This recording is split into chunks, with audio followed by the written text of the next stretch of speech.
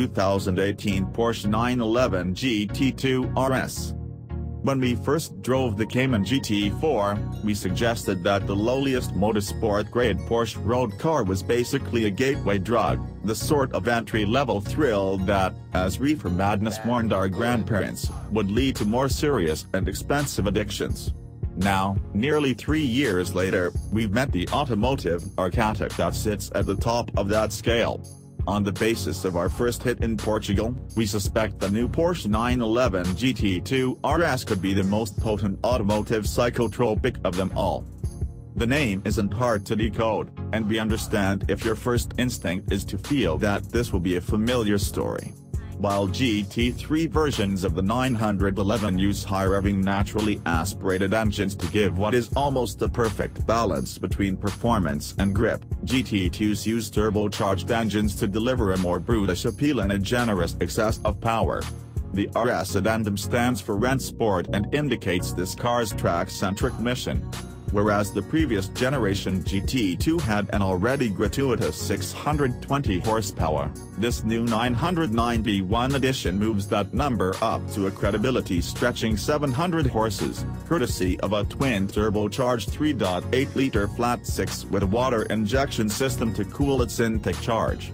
Peak torque, a modest 553 pounds-to-foot, is delivered to the rear wheels through a 7-speed dual-clutch automatic transaxle. PTK. Unlike the GT3, there is no manual option. That's because the GT2 RS is built for speed, both in a straight line and around road racing circuits. Its statistics are as eye-popping as you would expect for the fastest ever factory-built 911. Some obsessive trimming of mass extends so far as to include both lightweight carpets and extra thin glass closely related to that used in cell phone screens. The optional weight trimming satch package shaves 40 pounds at the cost of an extra $31,000, with Porsche claiming a curb weight of just 3,241 pounds, although that means foregoing both the infotainment system and air conditioning. Small wonder that Porsche claims a 2.7-second 0 to 60 mph time and that we estimate the car can burn a quarter mile in 10.3 seconds.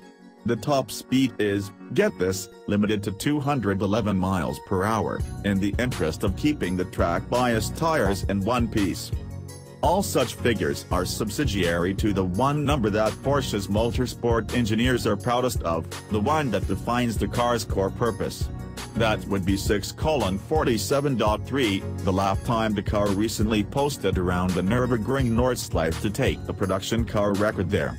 That is a dizzying 31 seconds quicker than the previous 997 generation GT2 RS and 10 seconds inside the time set by the 918 Spider, a previous record holder.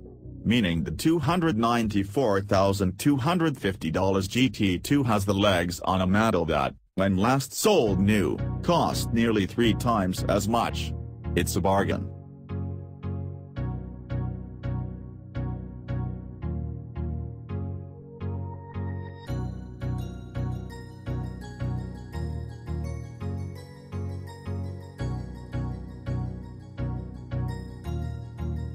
That's